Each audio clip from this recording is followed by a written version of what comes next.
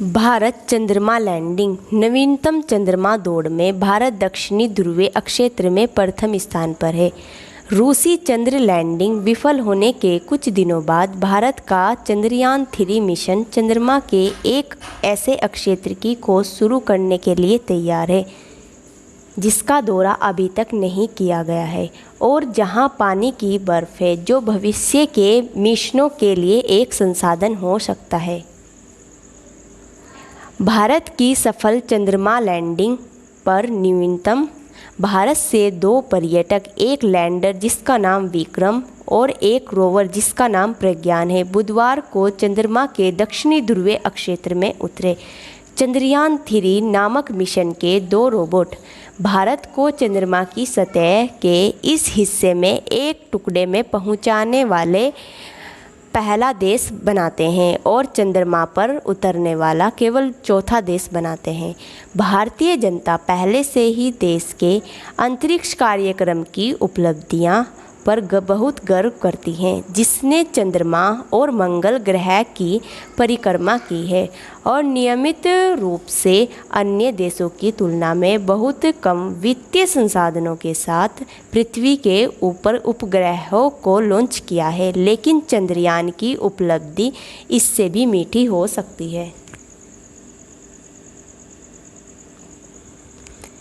भारतीय अंतरिक्ष अनुसंधान संगठन के निदेशक एस सोमनाथ ने शाम 6 बजे इसरो परिसर में गर्जना के बाद कहा, हमने चंद्रमा पर सॉफ्ट लैंडिंग हासिल कर ली है। स्थानीय समय भारत चांद पर है।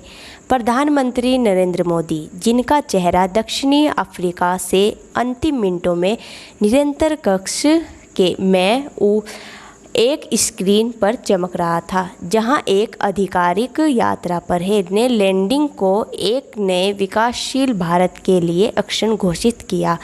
यहाँ वह जो आपको जानना आवश्यक है। मिस्टर सोमनाथ के अनुसार प्रज्ञान को कुछ ही मिनटों में या शायद गुरुवार को लॉन्च किया जाना चाहिए और इसके सेंसर, जिसमें एक लेज़र और एक अल्फा कण बीम, साथ ही विक्रम लैंडर पर लगे उपकरण शामिल हैं, उसके बाद डेटा रिले करना शुरू कर देंगे।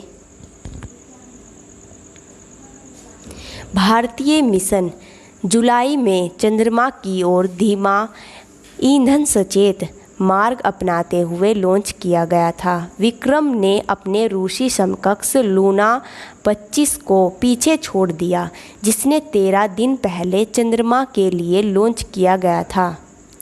इसे सोमवार को भारतीय विमान के समान सामान्य क्षेत्र में उतारना था, लेकिन शनिवार को इंजन में खराबी के कारण यह दुर्घटनाग्रस्त हो गया। भारत उस देश से आगे निकलने में कामयाब रहा जिसने पहला उपग्रह पुरुष और महिला को अंतरिक्ष में भेजा था। यह एक अंतरिक्ष कार्यक्रम का समर्थन करने के लिए आवश्यक विज्ञान और प्रौद्योगिकी को देश के लंबे समय से अपनाने का एक उपाय है, लेकिन यह लैंडिंग दक्षिण एशियाई दिग्गज के उदय में एक विशेष रूप से महत्वपूर्ण अक्षर में भी आती है। 23 अगस्त की लैंडिंग का चयन इसलिए किया गया क्योंकि यह वह दिन है जब लैंडिंग स्थल पर सूरज उगेगा। मिशन को 2 सप्ताह बाद सूरज डूबने पर समाप्त